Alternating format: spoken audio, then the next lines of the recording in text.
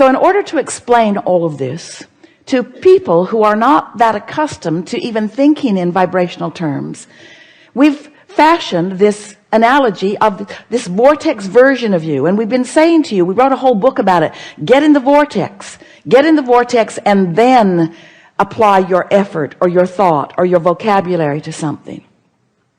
Today we're taking that vortex version into something that's easier for you to understand by reminding you that there is this high-flying vortex version of all that you want, but there's also a vortex version of what you don't want, because every time you give thought to anything, you send a vibration that precedes the actuality of it into motion.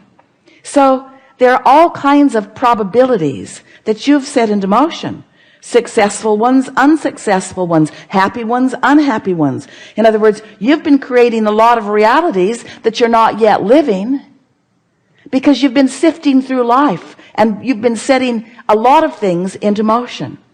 We've been saying to you for a number of years that before anything comes into manifestation, that there is a vibrational version of it. And some of you have been thinking about that vibrational version. We don't want you to consider too much this vibrational buffet. We want you to trust that all things are possible, and then we want you to tune your frequency to the one that will yield you the things that you want. So just for sake of explanation, we'd like to say to you that there are many potential grids, spinning vibrational grids, that you could be choosing in any moment in time. You could wake up discouraged, and if you think about why you're discouraged and talk to even one person about it, you can get momentum of discouragement going, and that's your grid. And we don't want to upset you ever, but we do want to tell you how it is.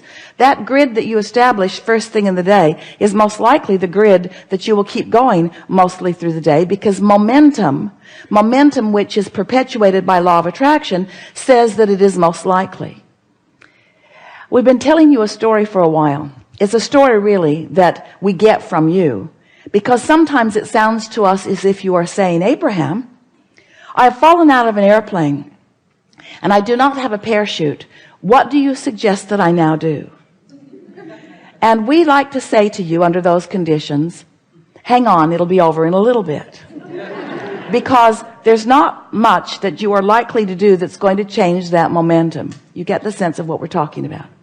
And in like manner, sometimes you get momentum established that while it is not that critical, it's likely that nothing that you're going to do in terms of action or conversation, you're not going to talk yourself out of negative momentum. Sometimes you say, well, I want closure. Or sometimes you say, well, I just want to get to the bottom of it. And we say, there's no bottom. You cannot get to the bottom of negative momentum, because attention to a subject only perpetuates it. It's only going to spin faster. It's only going to spin more. There's only going to be more momentum, and it's only going to then accomplish a wider sweep to sweep more stuff in and bring it right to you. Don't you know that? Haven't you ever been in the middle of a conversation?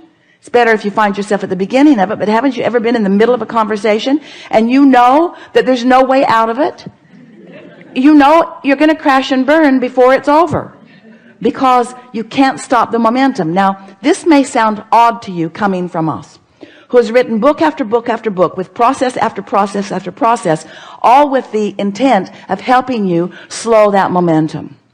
But we want to say to you that while you could pivot, you got to do it early before the momentum really gets strong.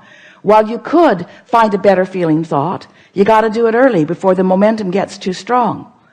And really, what we are saying to you today is, if you will just be aware of what momentum is, and once momentum gets going, we like to describe to you, and we know you get this, you're standing at the top of the hill with your car, you're in San Francisco, a really good hill going all the way down into the bay, and your car is perched right on the crest of the hill, and it has no parking brake set, and the car is in neutral, and just for fun, you decide you're just going to nudge your car just a little bit, just to see what happens, and it begins to move ever so slowly at first, and then you remember you really like this car. And you also remember that you don't really want any negative repercussion from your car barreling down the hill. And so before it really gets going, you just step out right in front of it and you let it bump up against you, and it stops. All is well. you wouldn't want to be at the bottom of the hill trying to stop that momentum, would you? So you understand that once momentum gets going, it gets more speed, it has more force, it collects more of everything that moves along with it. And so we want you to let the cornerstone of this discussion today be around the subject of momentum, because law of attraction is the momentum perpetuator. Law of attraction will gather momentum to whatever you give your attention to. When you find a thought and you focus upon it, and you stay focused upon that thought for as little as 17 seconds, momentum ensues, because another thought like it joins it. And then another thought like it joins it. Another 17 seconds, another 17 seconds. By the time you've done that 4 times and you cross that 68-second mark, you've got significant enough momentum going that you pretty much have to take a nap in order to stop that momentum. So when we say to you, it's a good idea to get out ahead of manifestation, what we're really talking about is deciding how you want to feel first, earlier in the day. It's like seeing those discs stacked up, those spinning discs: depression, fear, anger, frustration, overwhelmment, hopefulness, eagerness, passion, love. And if you could just see them stacked up, and early in the day, before any other momentum has been established within you, decide that you want to jump on this disc, and jump on that high-flying disc, and set forth a thought, a pure thought that has no resistance in it. You'll have to feel around till you find them, because it really is a personal thing. If you can maintain that thought for as little as 17 seconds, it is our promise to you, momentum will take you from there. And another 17, and another 17. If you can pick your disc early in the day, then you have a very good chance this day of making it through breakfast. Feeling better. Now, you might not make it all the way to breakfast. You might not make it all the way through breakfast, because the fact of it is you've got other momentums going, and there are trigger points all around your life that are going to activate them. But if every morning for just a little while you wake up intent on finding that good feeling disc and managing to accomplish it, and then allowing that momentum to ensue, what you're going to begin to discover is the momentum on those other discs will peter out, because the only thing that keeps them spinning, it really is like that plate spinning act where the genius throws the plates up into the air and keeps them going, and he keeps them going, and he keeps them going. Have you seen him? He runs down there and keeps that going, and he runs down there and keeps that going.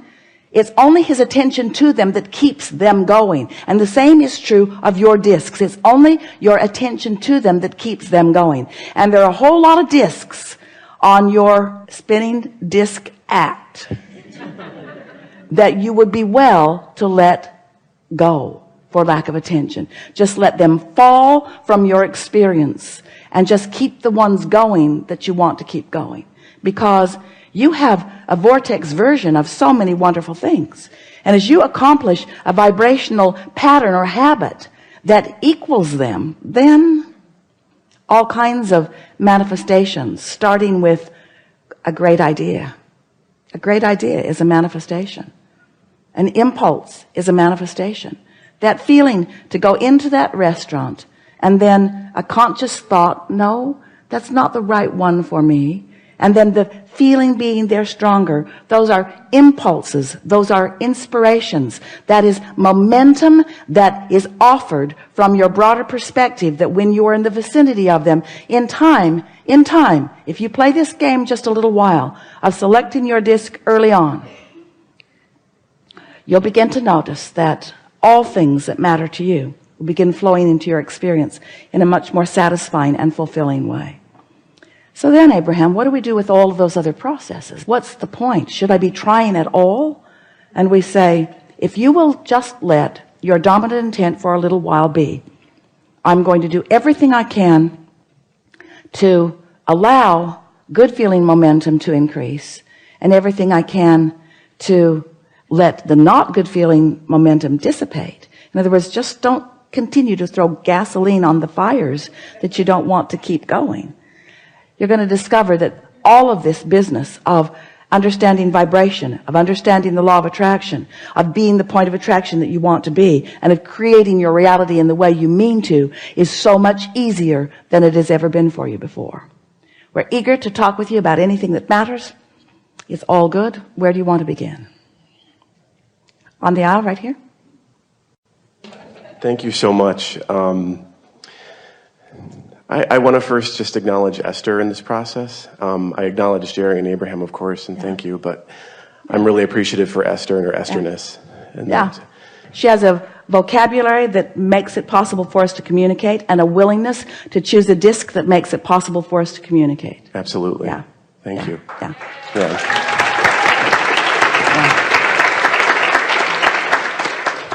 About a year ago, I was in the hot seat, and I had asked a question with regard to individuals that choose to kind of hold themselves out of vibrational alignment with who they really are.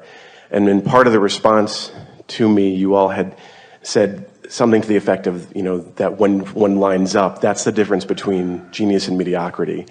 And so your question was about people who sometimes do choose to be out of alignment? Yes. In other words, people acknowledge the emotional grid and the scale. So let's just talk about that really briefly. Sure. In terms of the momentum that we were just talking about, because no one says, I think I'm going to be miserable today. Let's see, of all the discs that I could choose, I choose wretchedness today. Yep, that's about right for me. No one does that. Right. But momentum narrows their choices. In other words, if that's where you've been vibrating, that's your choice. So it's like, I'm not consciously choosing it. I've vibrationally chosen it. Right. So I feel like I have no conscious choice. No one means to choose it. They just do, out of habit, out of momentum. Got it. Right. Thank you. In the explanation last year, you'd given a description of saying that when we align up with that which we are, that's the difference between genius and mediocrity. And the leverage of alignment is indescribable. It really is the energy that creates worlds. And so while you can't even comprehend it, you can sure feel the difference between hooking into some of that and not. That's what elation feels like. That's what passion feels like. That's what love and appreciation feels like. That absence of resistance. What is Source's definition of genius in broadest sense? Alignment with deliberate choice. Alignment with deliberate choice. Because you're aligning with choices all over the place. And there are people that are geniuses at poverty. Got it. There are people who are geniuses at fear. In other words, it's just a really fast momentum. But the fastest of momentums is that energy that has little or no resistance. And so we really want to give that label to that high-flying frequency that is non-resistant. But we want to introduce to that definition deliberate, because there are a lot of creations that happen by default. But if you can't replicate it or do it on purpose, then it is not the genius that we would mean if we were wanting to find it. Got it. Thank you. Accomplishment of a vibrational frequency with deliberate intent, understanding the full ramifications of it. That's genius. Thank you. That's very clear.